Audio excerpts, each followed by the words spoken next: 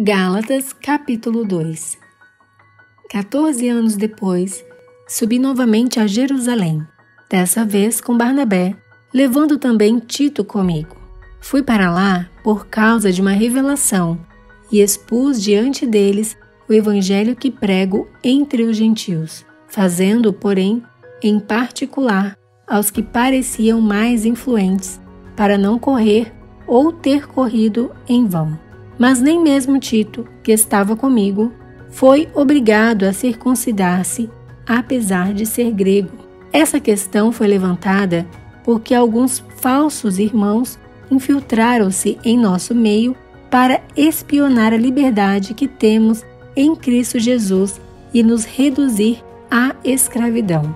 Não nos submetemos a eles nem por um instante, para que a verdade do Evangelho permanecesse com vocês.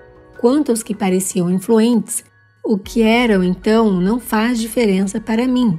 Deus não julga pela aparência. Tais homens influentes não me acrescentaram nada. Pelo contrário, reconheceram que a mim havia sido confiada a pregação do Evangelho aos incircuncisos, assim como a Pedro aos circuncisos. Pois Deus, que operou por meio de Pedro, como apóstolos aos circuncisos, também operou por meu intermédio para com os gentios.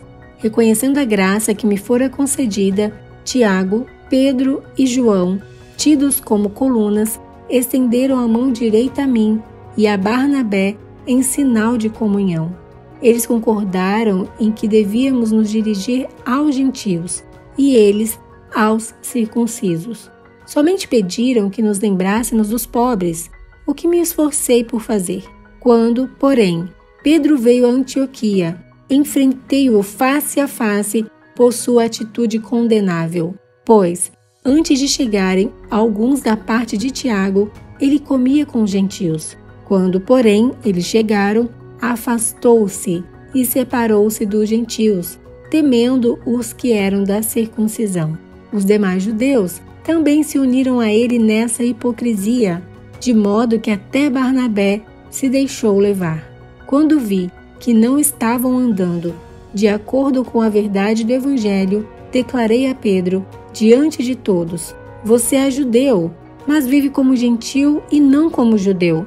Portanto, como pode obrigar gentios a viverem como judeus? Nós, judeus de nascimento e não gentios pecadores, sabemos que ninguém é justificado pela prática da lei, mas mediante a fé em Jesus Cristo. Assim, nós também cremos em Cristo Jesus para sermos justificados pela fé em Cristo e não pela prática da lei, porque pela prática da lei ninguém será justificado. Se, porém, procurando ser justificados em Cristo, descobrimos que nós mesmos somos pecadores, será Cristo então ministro do pecado? De modo algum. Se reconstruo o que destruí, provo que sou transgressor. Pois, por meio da lei, eu morri para a lei, a fim de viver para Deus. Fui crucificado com Cristo. Assim, já não sou eu quem vive, mas Cristo vive em mim. A vida que agora vivo no corpo, vivo-a pela fé no Filho de Deus, que me amou e se entregou por mim.